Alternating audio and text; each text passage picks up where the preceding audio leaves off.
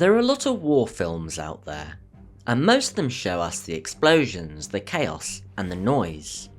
But the bridge on the River Kwai, well, that's something else entirely. It's quieter, slower, and somehow even more unsettling. This isn't a film about soldiers fighting on a battlefield. It's about what happens when pride, duty, and obsession start to eat away at people from the inside. David Lean, who would go on to make Lawrence of Arabia, directed it back in 1957, and even then you can see the kind of filmmaker he was becoming.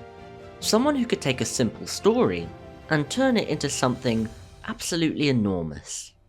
Because on the surface, all it is really is a group of prisoners of war forced to build a bridge for the Japanese.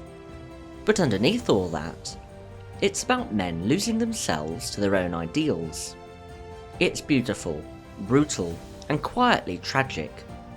So, let's take a look at the brilliance of The Bridge on the River Kwai.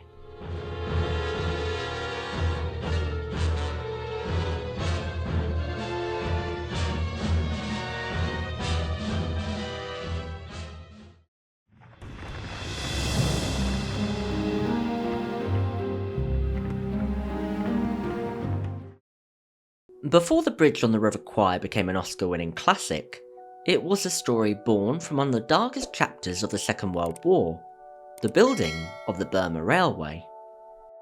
The origins of this story begin in Southeast Asia during the Second World War. After Japan's rapid conquest through the Pacific, they needed a way to move troops and supplies between Bangkok in Thailand and Rangoon in Burma, without relying on vulnerable sea routes patrolled by Allied forces. The solution was a railway, 250 miles of track through dense jungle, mountains and swampland. It became known as the Burma Railway, or more grimly, the Death Railway. The project was built by around 60,000 Allied prisoners of war, mostly British, Australian, Dutch and American soldiers, alongside an estimated 200,000 Asian labourers. The work was relentless. Men were forced to dig through rock and mud in unbearable heat, surviving on very small rations. Cholera, malaria and dysentery spread rapidly. Punishment was brutal, and by the time the line was completed in 1943, over 100,000 people were dead. Among the sites along that railway were several bridges built across the River Kwai. There wasn't one single iconic bridge like the one in the film, but a series of crossings near the Thai town of Kanchanaburi. These bridges, one wooden, one steel, were reportedly bombed and rebuilt throughout the war, finally destroyed for good in 1945. It's from this grim reality that Pierre Boulle found his inspiration. Boulle was a French engineer who worked in Indochina during the war as part of the Free French Resistance. Captured by the Vichy-aligned French forces and handed over to the Japanese, he was sentenced to hard labour before eventually escaping. His experiences and the stories he heard from Allied prisoners would later shape his writing. In 1952, he published Le Pont de la Rivière Kwai. It wasn't meant to be a factual account of the railway, but a psychological story set within that world. Boulle was fascinated by the way men could hold onto their sense of honour and discipline, even in captivity, to a point where it could become destructive. The character of Colonel Nicholson, later made famous by Sir Alec Guinness, was inspired by several real British officers Boulle had encountered, men so obsessed with upholding the rules of military conduct that they seemed blind to the absurdity of their situation. He contrasted that with Colonel Saito, who was a proud Japanese officer bound by his own rigid code of honour, creating a mirror image of cultural pride and personal ego. What makes Boulle's story so compelling is that it isn't about good versus evil in a way, it's about pride versus reason. And the historical setting only makes that message more powerful, because the Burma Railway wasn't just a background, it was a real nightmare where human endurance, cruelty and obsession all collided. That's the world The Bridge on the River Kwai was born from. A world of unbearable heat, impossible labour, and unbreakable pride. A world that exposed the strange, tragic side of human nature that war always seems to bring out.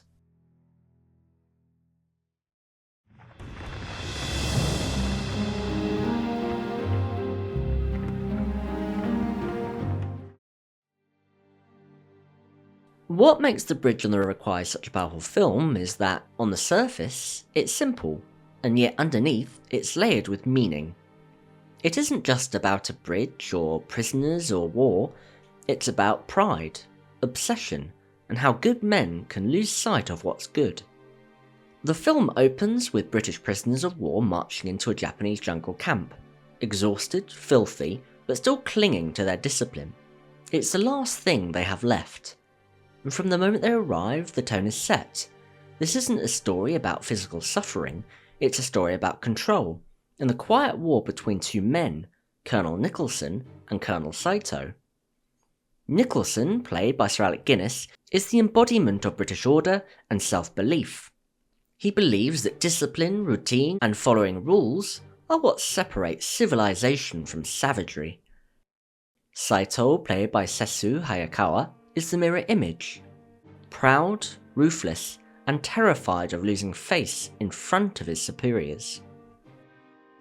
The tension between them is electric. It's not fought with weapons, but with stares, silence, and the slow grinding down of willpower. Saito tries to break Nicholson by forcing his officers to work. Nicholson of course refuses, citing the Geneva Convention. And when he's locked in the oven-hot punishment box, he doesn't scream or rage, he just endures. That good old-fashioned stiff upper lip. And that's what makes the film's structure so brilliant. It starts with clear moral lines. We see Nicholson as the hero, standing up for decency against tyranny. But as the story unfolds, those lines blur. When Saito finally gives in, Nicholson takes over the construction of the bridge, not to help the Japanese, but to prove the superiority of British discipline. It's the ultimate irony. Nicholson's so obsessed with doing his duty well that he forgets who he's doing it for. And this is where the film truly becomes something special. It isn't about right or wrong, it's about how pride twists both. Nicholson's strength becomes his downfall, his commitment to order turns into a form of madness, and Saito, who is the quote-unquote villain, becomes almost pitiful, a man trapped by his own code of honour, just like Nicholson. Then there's the parallel story of Commander Shears, played by William Holden, a man who wants nothing more than to get away from it all. He escapes the camp early on, finding brief freedom before being roped into a mission to return to the bridge and blow it up, the very thing Nicholson is building.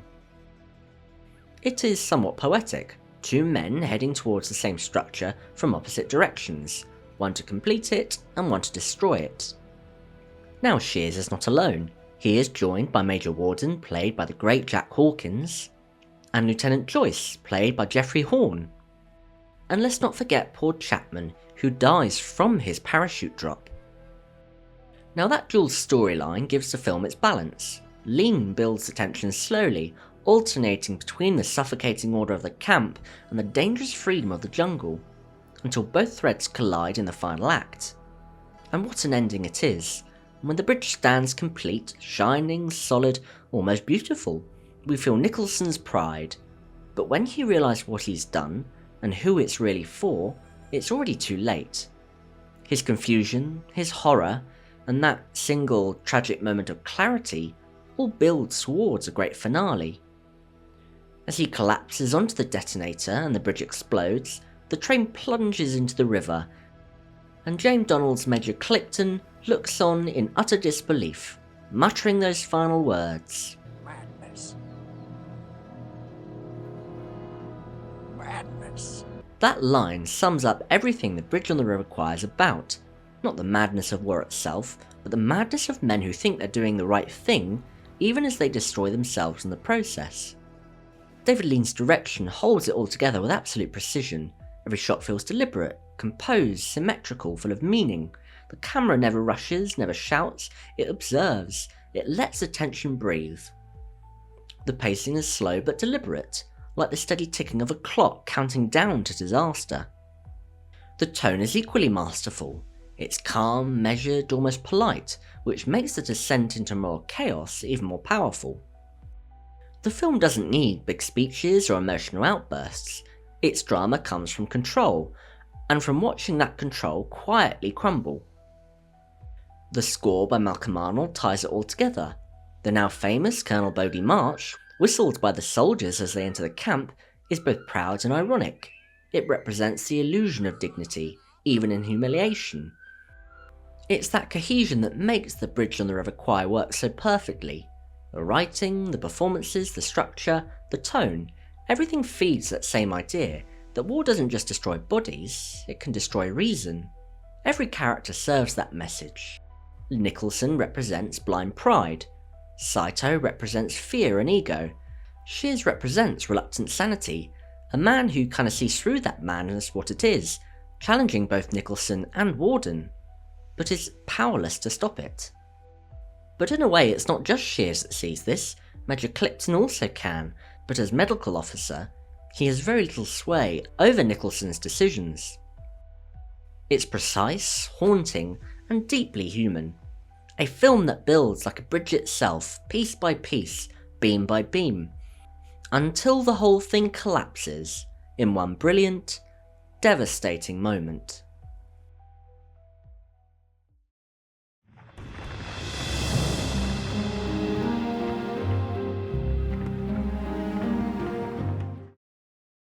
When people think of The Bridge on the River Kwai, they often remember its story and its themes, as well as that final scene. But what really made it an epic was the way David Lean brought it all to life. This was not a film shot in a comfortable studio backlot, it was a production that pushed everyone, cast and crew, to their limits. Filming began in 1956 in the jungles of Ceylon, now Sri Lanka. It was a choice that gave the film its authenticity, but it came with a price. The conditions were brutal. Temperatures soared above 40 degrees, equipment broke down constantly in the humidity, the cast suffered from heatstroke, leeches, and mosquitoes, and the schedule itself stretched on for much longer than they had originally planned. But that intensity, it's all there on the screen. You can feel the weight of the heat, the exhaustion, and the claustrophobic sense of isolation. The bridge itself, the heart of the film, was real. Lean and his crew built a full-size bridge over 400 feet long and 90 feet high, made from steel and concrete, designed to hold an actual train. They built it across a river near the small town of Kitulgala. And they did it the hard way, using real materials, real labour, and real engineering. Not the CGI slop we see nowadays. When the time came to film that explosion, one of the most famous in movie history, they had multiple cameras rolling from every angle. Everything had to be perfect. The train, the timing, the detonations. If anything went wrong, there'd be a rather expensive second take. To commemorate the filming, numerous local celebrities like Ceylon's Prime Minister came out to watch it. Unfortunately, however, they all came for nothing. Cameraman Freddie Ford was unable to get out of the way of the explosion in time, and Lean had to stop filming. The train instead crashed into a generator on the other side of the bridge and was rather wrecked. Luckily, it was repaired in time, ready to be blown up the next morning. And the rest, they say, is history. Now, David Lean himself was very meticulous, almost to the point of obsession. Quite ironic considering the film's themes. He wasn't just directing scenes, he was constructing them like architecture. Every shot, every line of dialogue, every frame of composition served a purpose. Sir Alec Guinness later said that working with Lean could be exasperating, but that it forced him to give the performance of his life. We were also told that Lean had a lengthy row with Guinness over how to play the role of Nicholson. Guinness wanted to play the part with a sense of humour and sympathy, while Lean thought Nicholson should be a bore. On one occasion, they argued over the scene where Nicholson reflects on his career in the army. Lean filmed the scene from behind Guinness, and angrily exploded when Guinness asked him why he was doing this. After Guinness was done with that scene, Lean said, "Now you can all F off and go home, you English actors. Thank God I'm starting work tomorrow with an American actor," who was William Holden. Guinness later said that he subconsciously based his walk from the scene while emerging from the oven on that of his 11-year-old son Matthew, who was recovering from polio at the time, a disease that left him temporarily paralysed from the waist down. Guinness did later reflect on that scene, calling it some of the finest piece of work he had ever done. Interestingly, in a 1988 interview with Barry Norman, Lean confirmed that Columbia almost stopped filming after 3 weeks because there was no white women in the film, forcing him to add what he called a very terrible scene between Holden and a nurse on the beach. We also had screenwriters Carl Foreman and Michael Wilson, who had both been blacklisted in Hollywood during the McCarthy era, so Pierre Boulle was credited as the sole writer, even though he didn't speak a lick of English. However, justice, as decades later, Foreman and Wilson's names were rightfully restored to the credits. Composer Malcolm Arnold also recalled that he had 10 days to write around 45 minutes worth of music, just a tad less than he's used to, mind. He described the music for The Bridge on the River Kwai as the worst job I had ever done in my life. Despite this, however, he won an Oscar and a Grammy, so the hard graft paid off. When it comes to historical accuracy, The Bridge on the River Kwai isn't meant to be a documentary. The real events were far harsher than anything shown on screen, and in reality the prisoners weren't proud of their work. They sabotaged it wherever possible. Many of them later expressed frustration that the film portrayed British officers as collaborators rather than victims. But Lean and Boulle weren't aiming for literal truth, they were just exploring psychological truth. And in a sense, it succeeds brilliantly, because even though it bends history, it captures something real, the mental toll of captivity, the clash of cultural values, and the way war can twist morality into something unrecognisable. And when The Bridge on the River Kwai was finally released in 1957, all that struggle paid off. And Lean's obsession with detail, the crew's endurance, the heat, the danger, and that one perfect explosion, it all combined into make something that still stands as one of the greatest feats of filmmaking ever accomplished. A true epic, not just in scale, but in meaning.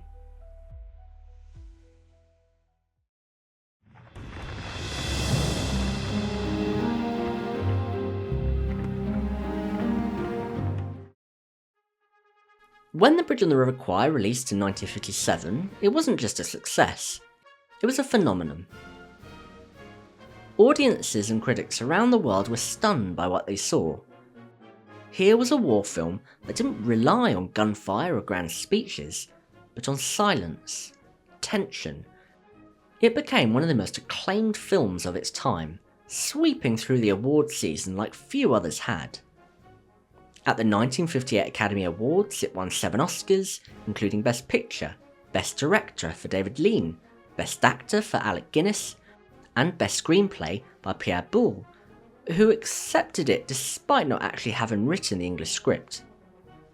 It also took home awards for cinematography, editing and score. Not only that, but it won BAFTAs, Golden Globes, and went on to become one of the highest grossing films of the decade. David Lean, who had already been a respected British director, was suddenly catapulted to international fame, paving the way for his next 2 masterpieces, Lawrence of Arabia and Dr. Zhivago. Across the world, The Bridge on the River Kwai became more than just a movie. It became a reference point, the kind of film people used to define what an epic could be. Even people who hadn't seen it can hum the tune of the Colonel Bogey March. That's how it deeply embedded itself into culture. Its impact on cinema can't really be overstated. Before this, as mentioned, most war films had a clear moral compass, good men on one side, bad men on the other, but Lean's film blurred that line completely. But maybe what's most remarkable is how well it's aged. It still feels relevant, still unsettling, still hypnotic. Its pacing might seem slow by today's standards, but that's what gives it weight. It lets the story breathe. And what really makes it brilliant, and what elevates it beyond almost any other war film, is how it refuses to give us simple answers. Colonel Nicholson isn't a hero, and he isn't a villain. He's a man so convinced of his own honour that he becomes blind to everything else. Colonel Saito isn't just cruel, he's desperate to survive the shame of failure. Even Commander Shears, the reluctant hero, isn't motivated by patriotism, he's just trying to get out alive. Every character is flawed, human and believable, and that's what makes a story powerful. Cinematically it's amazing. Natural light, deep jungle greens, the oppressive heat, it all practically pours off the screen. And then there's the sound, or sometimes lack thereof. Lee knew when to let the silence speak, louder than the dialogue. The whistled march, cheerful and ironic, becomes a recurring reminder of how absurd the situation really is. And that's why this film endures, because beneath the spectacle, it's not really about war at all, it's about human nature. And when the bridge collapses at the end, it isn't just a dramatic finale, it's a metaphor for everything the film's been saying, that pride and purpose, left unchecked, eventually destroy the very thing they're built upon. It's a story that could have been told in any war, any time and any place, because it's about us and our obsessions. And that's why The Bridge on the River Kwai has stood the test of time. It's not just a war epic, it's a study of the human condition, wrapped in one of the most beautifully crafted films ever made. It's the kind of movie that reminds us why cinema exists, to challenge, to provoke, and to linger in our minds. That's its true greatness. And that's why The Bridge on the River Kwai is brilliant.